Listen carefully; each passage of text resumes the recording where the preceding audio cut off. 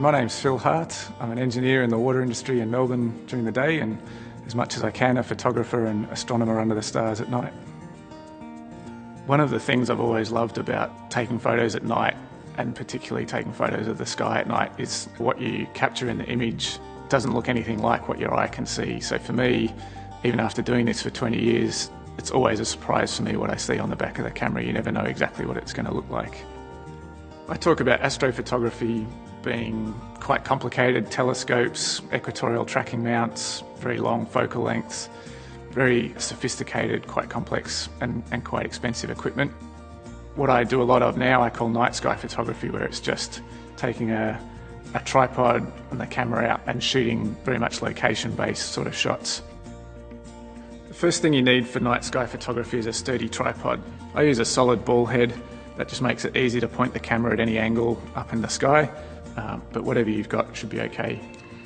Once you've got the camera and the lens set up on the tripod, the thing that you need to work out is to get the right focus.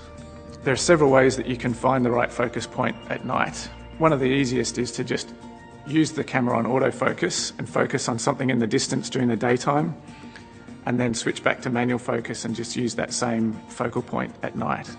If you haven't focused during the daytime, you can also autofocus at night on a bright street light or the moon if it's up, but generally with a wide angle lens it won't be able to autofocus on the stars themselves. So I'm in manual mode on the camera. I've dialed in an exposure of 30 seconds.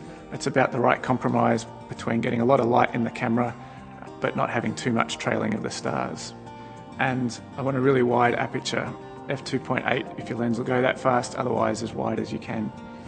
If you're shooting in RAW, the ISO setting is not that critical because you'll be able to process the photo afterwards, but it's really convenient to be able to see clearly what you're shooting. So if you are under dark skies, I typically use an ISO setting around 3200, and that will give you a good bright image on the back of the camera and a good final result.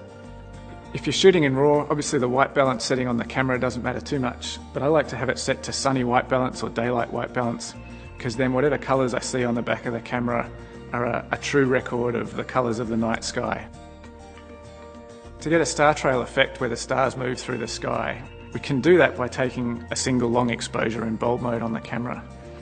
So in this case, I'd switch the mode dial to bulb, and now I'm going to grab a timer remote and plug that into the bulb socket on the camera. A good starting point for a star trail exposure is about 15 minutes, aperture of f4 and an ISO around 200. I can program in the time on here, or I can simply push the shutter and lock it there for that 15 minutes and then release the photo after that. There's another style of night sky photography that we can tackle with a digital SLR, which is capturing time-lapse videos. To do this, we want to capture a sequence of night sky scenes and roll them together over a long period of time and then render that to a video file. So to do this, I'm going to go back to the exposure settings for a night sky scene. So 30 seconds around an aperture of 2.8, and I'm going to push the ISO back up to 3200. The key difference here between taking a single night sky scene image is that we want this sequence to roll while we lock the shutter down.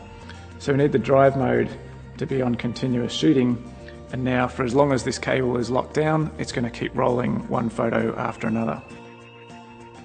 Digital SLRs are amazing today in how well they work in low light, and they can record great scenes of the sky at night.